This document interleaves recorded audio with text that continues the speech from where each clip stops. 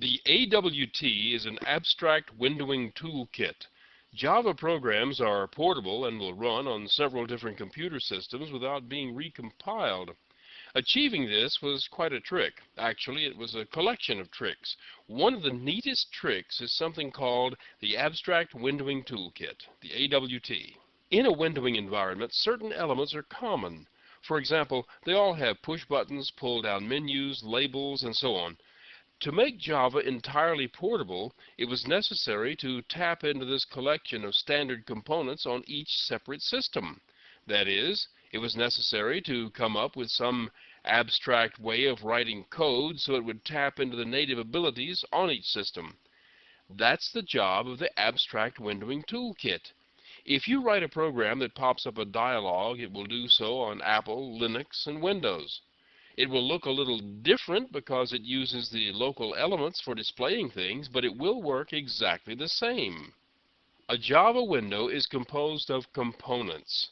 We've been fiddling around with a canvas, which is a component that's completely empty, but we can draw things into it. A normal window, a dialog or data entry window, will consist of a collection of different kinds of components.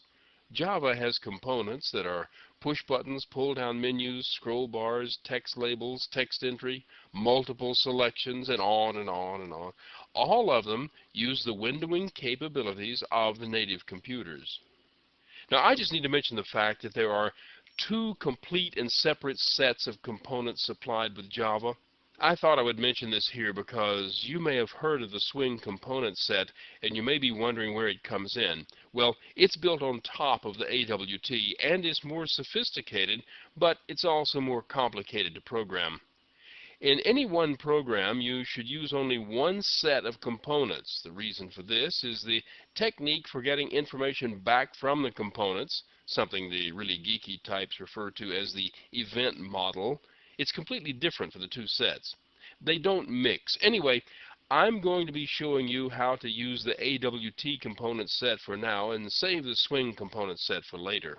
A graphic interface window is built up in pieces. You take the various components and put them together so they form the window you want to display and to have your user interact with. You've already seen the frame class, which is a top-level window. Other types of top-level windows exist for such things as pop-ups and dialogues.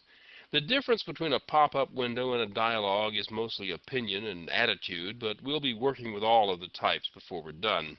A container object is one that is capable of managing a collection of components for purposes of display. Now, you'll recall in the previous examples that we would add the canvas component to the frame window. The frame was acting as a container. A container can hold a bunch of components and manage them all at once. Stick with me and I'll show you how to do that.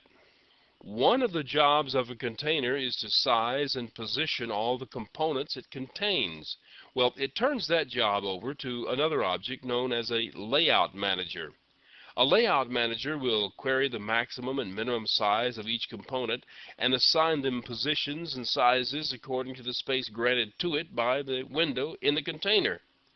In some cases, the layout manager will change the size of the components to make them fit. There are lots of different layout managers, and each one has its own set of rules about laying out components. If you don't like any of the existing layout managers, you can write one with rules of your own. I've got a layout manager of my own I'll be sharing with you later. If you can't find what you need among the components provided by Java, you can always extend the Canvas class and create a component of your own. You know how to make it look any way you would like, and you know how to make it respond to the mouse. All you need to know to create your own component is how to send the user input to the program. In the upcoming lessons, I'll be showing you how to position components in the window and how to get user input information from them. Then I'll show you how to make a component and send these messages.